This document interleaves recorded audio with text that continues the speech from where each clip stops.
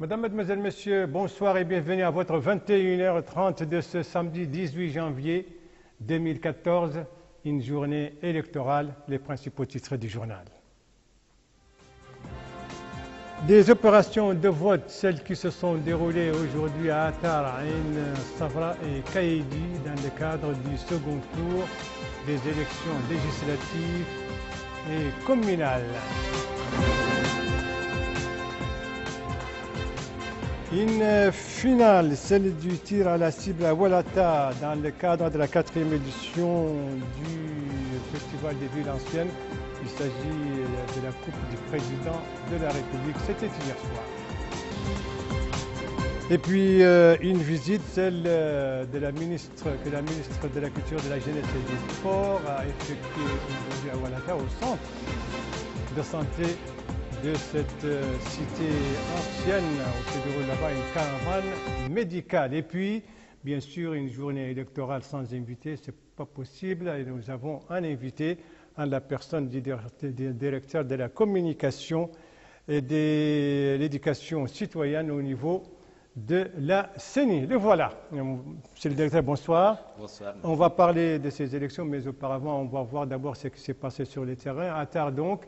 Aujourd'hui, c'était une journée, je le disais, électorale à Attar, à Ain Safra et à Kaïdi. Dans ces trois circonscriptions, les électeurs ont voté donc dans le cadre du second tour des élections législatives et municipales. À Attar et à Ain Safra, comme on voit ici sur ces images archives, donc on a voté pour les législatives, 2 sièges de députés pour la capitale de l'Adrar, 2 listes étaient en lice. Une liste IPR face à une liste commune APP, WIAM et Ain Safra pour les sièges du député de Chenguiti. Voilà pour donc les législatives. Pour les municipales, à Kaïdi, la capitale du Gorgol, eh bien, des électeurs ont également voté aujourd'hui pour départager les 2 candidats en lice pour la mairie. Les candidats de l'IPR face à celui de l'APP. À Kaïdi comme à Attar et à Ain Safra, eh bien, les opérations de la CENI se sont bien déroulées dans de bonnes conditions donc.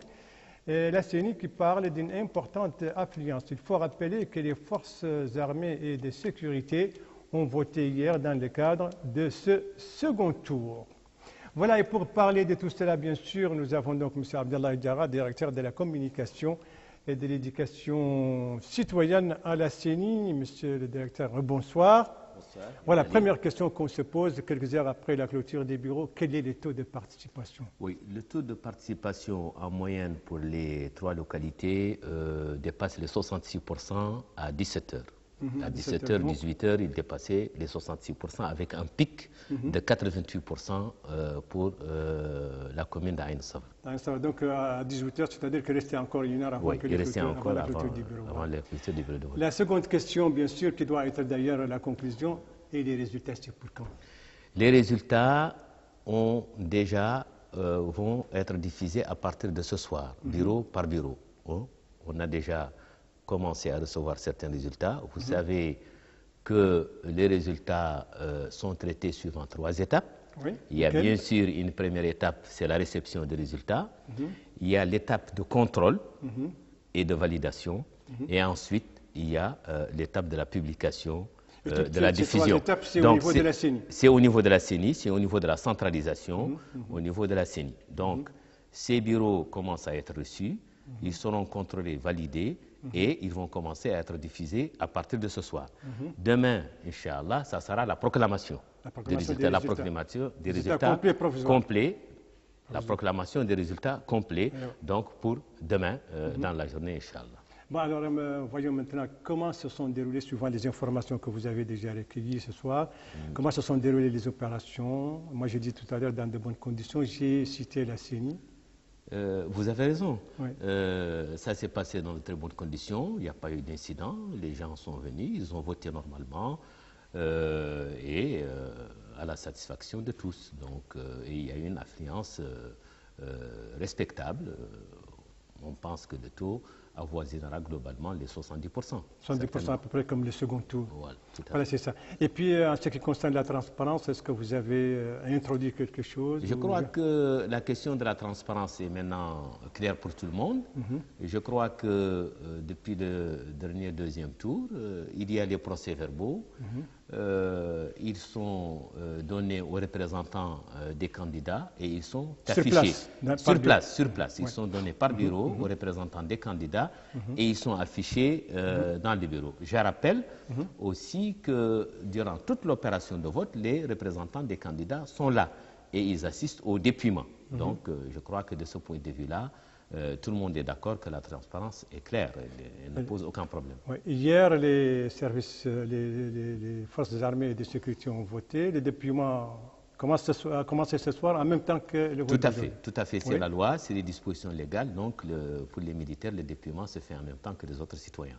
Et vous avez un taux de participation au niveau des votes d'hier? Oui, déjà au niveau de la commune de Kaïdi, le vote militaire atteignait 69% de participation. Au niveau d'Atar, vous n'avez pas encore? Globalement. Bon, au niveau d'Atar, il a été intégré, disons, au niveau du vote, national. Et autour d'Atar, on est autour de 50% pour la participation à 17h. Voilà. Et puis, bon, pour Aïn Farba, autant pour moi, Aïn Safra, ce n'est pas tout à fait le deuxième tour, c'est un peu le premier tour qu'on recommence. Oui, c'est-à-dire que ce n'est pas une question de premier ou deuxième tour. Pour Aïn Safra, il y a 2 bureaux pour lesquels les résultats ont été annulés par le Conseil constitutionnel. Donc, il y a une reprise. Donc, il y a une reprise et les résultats qui sortiront ce soir seront ajoutés aux résultats des autres bureaux de la Mourata et de Chengiti. C'est tout. Voilà. Donc c'est une reprise. Donc c'est-à-dire qu'il y a eu 2 bureaux dans lesquels les résultats ont été annulés donc, par le Conseil constitutionnel. Maintenant, il y a une reprise et les résultats de ces bureaux seront ajoutés aux résultats déjà connus des autres bureaux connus dans l'élection précédente. Ce qui peut peut-être influencer sur les résultats déjà obtenus. Ça, vous ne pouvez rien dire. Ça, je n'ai pas les résultats, vous les verrez. Vous les verrez d'ici demain. Donc, ce qu'il faut retenir alors, monsieur le directeur, c'est que le taux de participation avoisine à 18h de 70%. Et les résultats seront proclamés demain, Inch'Allah, dans la journée, ils seront proclamés. Et déjà, dès ce soir, d'ailleurs, vos équipes sont en place. Dès ce soir, il y aura la diffusion des résultats bureau par bureau. Voilà. Donc, je crois qu'on a agi avec célérité et rapidité pour, en tout cas, tenir les citoyens informés le plus rapidement possible. On peut peut-être rappeler que c'est à la suite des recours et des décisions de la Cour constitutionnelle et de la Cour suprême. Tout à fait. Pour les législatifs, c'est-à-dire pour Chengiti et Atar, c'est le Conseil constitutionnel parce que c'est celui qui se prononce sur les recours faits par les candidats. Et qui a modifié votre décision. Voilà. C'est-à-dire que quand le Conseil constitutionnel prend une décision, comme par exemple à Aïn Safra, ces décisions ne sont pas susceptibles de recours. Donc, à charge pour la CENI de mettre ça en œuvre tout de suite. Et pour Kaïdi, ça a été la Cour suprême. Donc, parce que c'est les communales. Oui, c'est les communales, c'est la Cour suprême. Bon, à Kaïdi, vous savez, les résultats qui étaient communiqués, c'était entre l'IPER et l'ICIRSO. Bon, maintenant, la Cour suprême a modifié. C'est une modification des résultats parce que finalement, c'est entre l'IPR et l'APP. Voilà. Et la Cour constitutionnelle a fait autant pour Atar. Pour Atar. Atar, c'était l'IPR et El Karama. Et maintenant, c'est la coalition LUIAM-APP face à l'IPR. Voilà, merci monsieur le directeur de la communication et de l'éducation citoyenne au niveau de la CENI, monsieur Abdallah Diarra. Merci pour toutes ces précisions. Merci à vous. Et vous avez devant vous une soirée, je l'espère pas très longue, une soirée électorale, appelons-la comme ça, même si ce n'est pas tout à fait comme le second ou le premier tour. En tout cas, on est prêt pour l'affronter. Voilà, d'accord. Voilà, merci monsieur le directeur. Voilà, donc un week-end, une fin de semaine donc électorale, mais aussi une fin de semaine, vous le savez, culturelle avec la 4e édition du Festival des villes anciennes à Oualata, une édition entrée aujourd'hui dans sa 5e journée consécutive et plusieurs activités culturelles, sportives et artistiques ont caractérisé ces 5 derniers jours. Parmi ces activités, il y a une course et il y a une finale. C'était hier après-midi, toutes deux présidées par la ministre de la Culture, de la Jeunesse et des Sports. Sur ces activités, des précisions avec l'un de nos envoyés spéciaux à Oualata, Mohamed Remi Bekkar.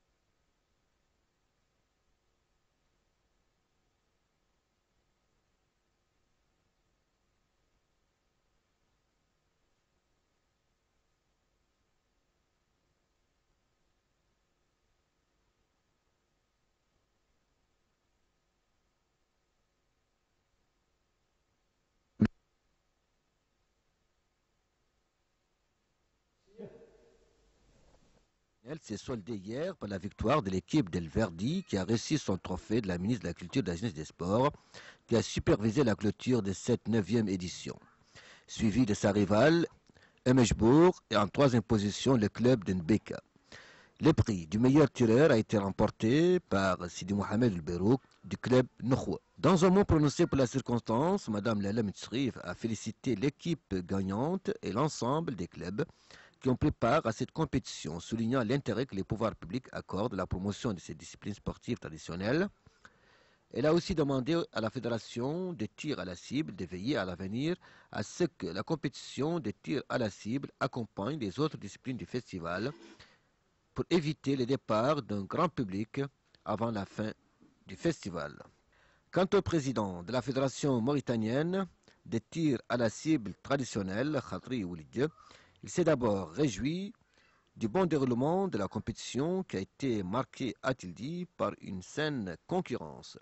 Il a renouvelé les remerciements de l'ensemble des clubs au président de la République, Mohamed Abdelaziz, qui a donné lui-même, a-t-il dit, le coup d'envoi de la compétition, ce qui dénote, selon lui, l'intérêt qu'il porte à ce sport traditionnel et à son développement. La forte population d'Azin à Oualata n'a pas échappé aux organisateurs. Aussi ont-ils décidé d'organiser une course des ânes qui a enchanté le public et démontré que l'âne peut aussi mis à contribution dans la promotion du sport traditionnel. Enfin, la journée s'est achevée par un semi-marathon auquel ont pris part des jeunes issus des 4 villes anciennes. Il faut dire, Mohamed El Bakar, qu'à l'occasion de ce festival des villes anciennes, donc 4e édition, vous avez constaté que le centre médical de Oualata connaît actuellement une intense activité à cette occasion, mais cette activité il est renforcée pour l'occasion dans son action donc par une caravane médicale organisée par les ministères de la Santé. C'est ce que vous avez constaté en suivant la visite de la ministre de la Culture, de la Jeunesse et des Sports à ce centre.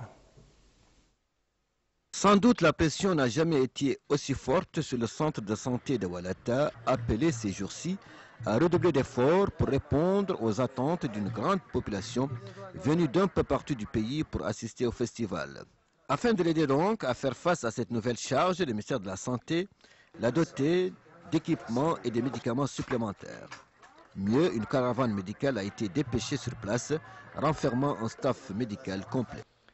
Effectivement, c'est une caravane médicale qui a été envoyée par le ministère de la Santé à l'occasion du Festival des villes anciennes.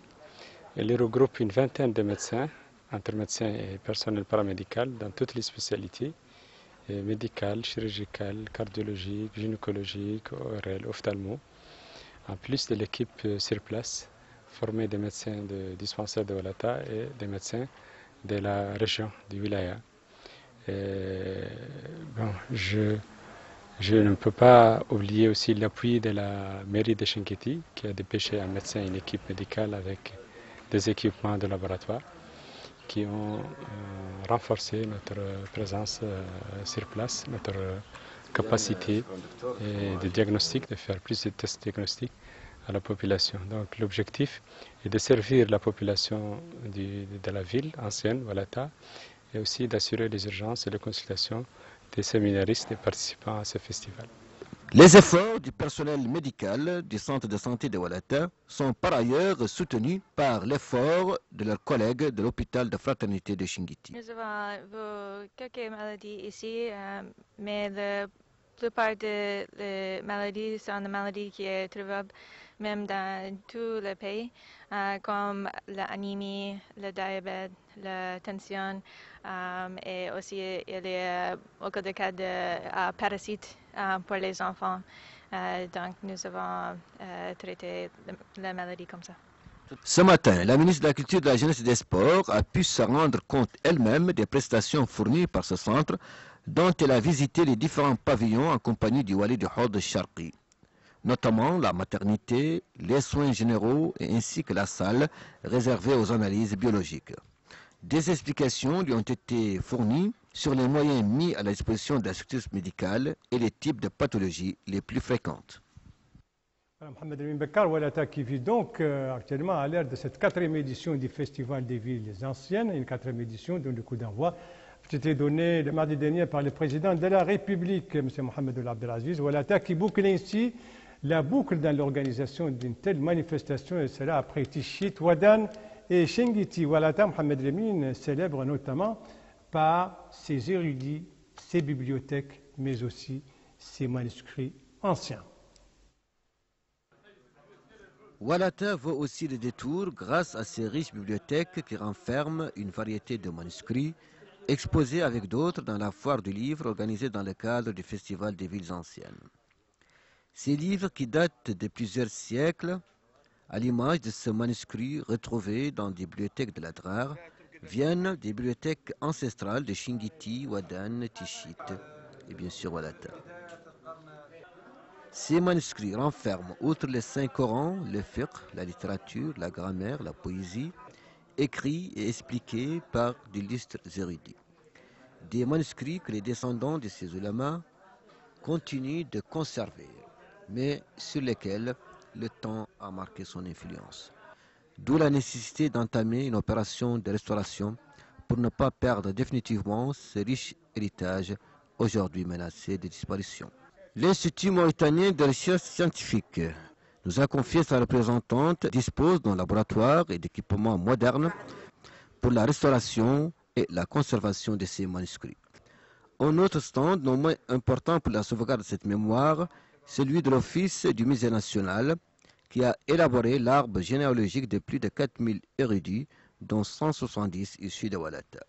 Enfin, les bibliothèques modernes sont également très présentes dans cette exposition avec une variété d'ouvrages écrits par d'éminents ulamas contemporains comme Mohamed Salim Ould Adoud, que des bibliothécaires ont pris le soin d'éditer pour leur assurer une plus longue longévité.